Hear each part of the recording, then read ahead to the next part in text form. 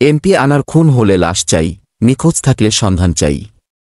ভিডিওটি না টেনে সম্পূর্ণ ভিডিওটি দেখুন। ঝিনাইদহ ৪ আসনের এমপি আনোয়ারুল আজিম আনার নিখোঁজ, না খুন হয়েছেন? এ ধরনের প্রশ্ন দেখা দিয়েছে স্থানীয় আওয়ামী লীগ নেতাকর্মী ও স্বজনদের মধ্যে। তারা এমপি আনার খুন হলে তার মরদেহ অথবা নিখোঁজ হলে তার সন্ধান চান। এ দাবিতে ঘোষণা করা হয়েছে মানববন্ধন কর্মসূচির।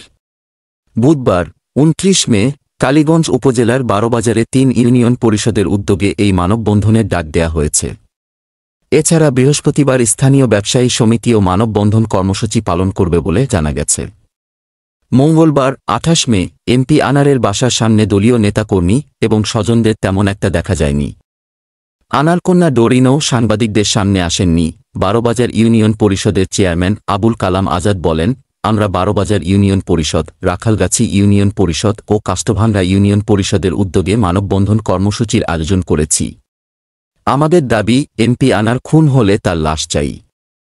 যদি এমপি নিখোঁজ থাকেন তাহলে তার সন্ধান চাই। তিনি বলেন, একজন ৩ বারের এমপি এভাবে গায়েব হয়ে যেতে পারেন না। আমাদেরকে তার কোনো একটা আলামত দিতে হবে। অন্যদিকে একই দাবিতে বৃহস্পতিবার কালীগঞ্জ উপজেলা ব্যবসায়ী সমিতির উদ্যোগে মানববন্ধন কর্মসূচির ডাক দেয়া হয়েছে।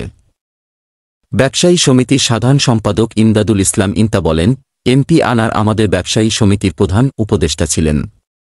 আমরা তার নিহতের প্রতিবাদ, হত্যাকারীদের গ্রেফতার সহ মাস্টারমাইন্ডকে গ্রেফতারের দাবি এবং এমপি হত্যা নিয়ে যে ধোঁয়াশা তৈরি হয়েছে তা পরিষ্কার করার দাবিতে বৃহস্পতিবার কর্মসূচি দিয়েছি।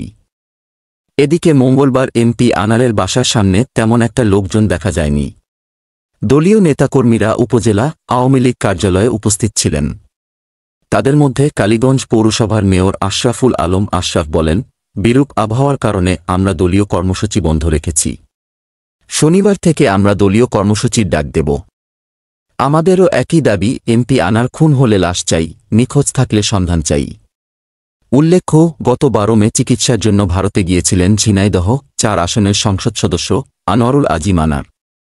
এরপর খবর আসে ১৩ মে তাকে কৌশলে ডেকে নিয়ে কলকাতার নিউটাউন এলাকার একটি আবাসিক ভবনে হত্যা করে লাশ টুকরো টুকরো করে ট্রলি ব্যাগে নিয়ে বিভিন্ন স্থানে ফেলে দিয়েছে হত্যাকারীরা। এ ঘটনায় ভারত ও বাংলাদেশে ৬ জন গ্রেফতার হলেও মূল পরিকল্পনাকারী আক্তারুজ্জামান শাহীন যুক্তরাষ্ট্রে পলাতক রয়েছে। আর হত্যা ঘোষিত হওয়ার কয়েকদিন পেরিয়ে গেলেও তার লাশের কোনো সন্ধান পাওয়া যায়নি।